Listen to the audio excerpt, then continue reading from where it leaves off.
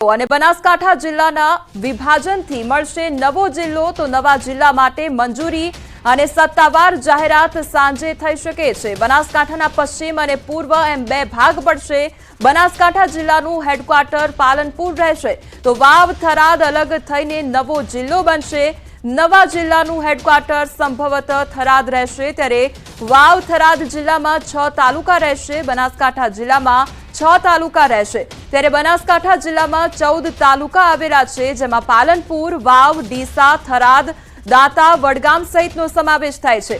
તેમજ બનાસકાંઠા જિલ્લામાં કુલ 1249 જેટલા ગામ આવેલા છે અને બનાસકાંઠામાં વિધાનસભાની કુલ 9 બેઠકો આવેલી છે જેમાંથી 5 બેઠક ભાજપ પાસે છે તો 3 બેઠક કોંગ્રેસ પાસે અને 1 બેઠક અપક્ષ પાસે છે। બનાસકાંઠા જિલ્લામાં 1 લોકસભા બેઠક પણ છે જે હાલ કોંગ્રેસના હાથમાં છે। તો નવ મનપાને પણ કેબિનેટમાં મંજૂરી આપવામાં આવી છે ત્યારે ગત બજેટ સત્રમાં મંજૂરી આપવામાં આવી હતી અને નવી 9 મનપાને પણ આજે સત્તાવાર મંજૂરી આપવામાં આવી છે। આજે સાંજે સરકારના પ્રવક્તા મંત્રી સત્તાવાર રીતે જાહેરાત પણ કરી શકે છે ત્યારે વિધાનસભાની કુલ 9 બેઠકો અને લોકસભાની 1 બેઠક જ્યારે કોંગ્રેસનો કબજો છે અને બનાસકાંઠા જિલ્લાની આ વાત થઈ રહી છે ત્યારે વાવ અને થરાદ અલગ થઈને નવો જિલ્લો બનશે તેને લઈને પણ મહત્વનું અપડેટ આ મળી રહ્યું છે અને સાંજે સત્તાવાર રીતે આ અંગે જાહેરાત પણ થઈ શકે છે। બનાસકાંઠા જિલ્લામાં 14 તાલુકા આવેલા છે જેમાં જે આ અંગેની જાહેરાત જે છે તે પણ આવનારા સમયમાં થઈ શકે છે।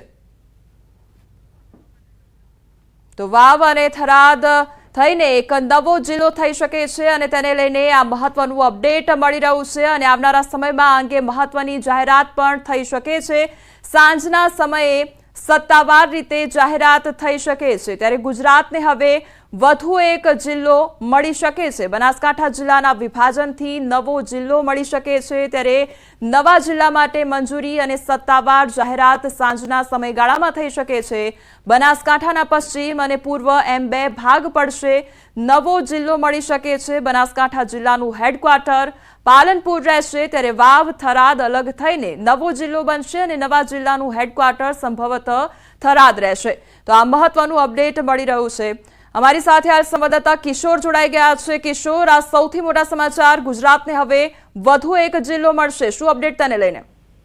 ચોક્કસથી જ બનાસકાંઠા જિલ્લાના 2 ભાગ કરવાની વાત છેલ્લા 3 વર્ષથી ચાલી રહી હતી અને આજે કેબિનેટમાં પણ આ ચર્ચા થઈ રહી છે અને કેબિનેટ દ્વારા આજે નવા એક જિલ્લાની મંજૂરી આપવામાં આવે તેવી અત્યારે શક્યતાઓ છે।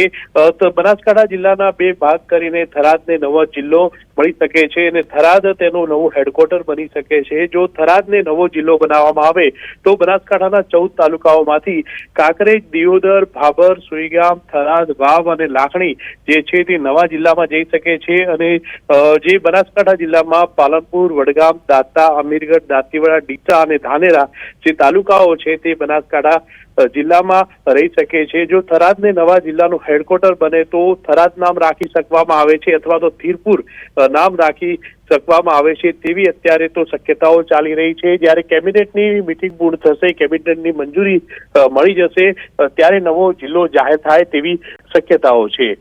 જી કિશોર, સમગ્ર માહિતી બદલ આપનો આભાર।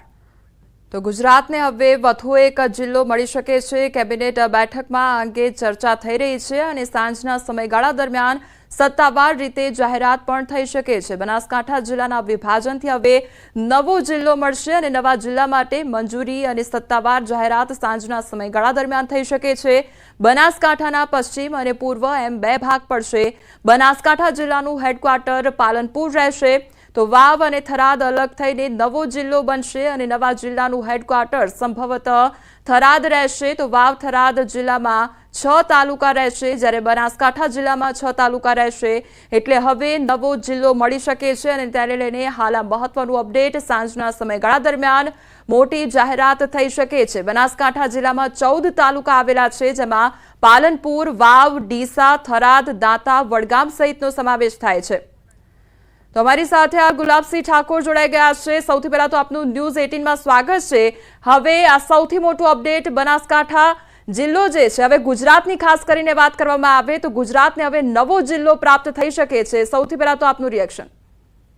હું ગુલાબસિંહ રાજપૂત બોલું છું જી અને જે બનાસકાંઠા જિલ્લાના વિભાજનની માંગણી વર્ષોથી છે. જી જ્યારે હું NSUમાં હતો 2015ની અંદર, ત્યારે બનાસકાંઠામાંથી થરાદને નવો જિલ્લો બનાવ્યો અને જે બોર્ડરના જે તાલુકા છે એનો એક નવો જિલ્લો બને, એનો હેડક્વાર્ટર થરાદ બને, એ અમારી માંગણી હતી. ત્યારબાદ અલગ અલગ એસોસિએશનો, સરપંચો, એડવોકેટો, અલગ અલગ સંસ્થાઓ પણ થરાદને નવો જિલ્લો બનાવવા માટેની માંગણી કરતા હતા. પણ જ્યારે ગુજરાતમાં 2015ની આજુબાજુ જિલ્લા વિભાજન થયું ત્યારે ભાજપના નેતાઓની ગજગ્રહના લીધે જી ગુલાબસિંહજી, આપ અમારી સાથે જોડાયા તે બદલ આપનો આભાર.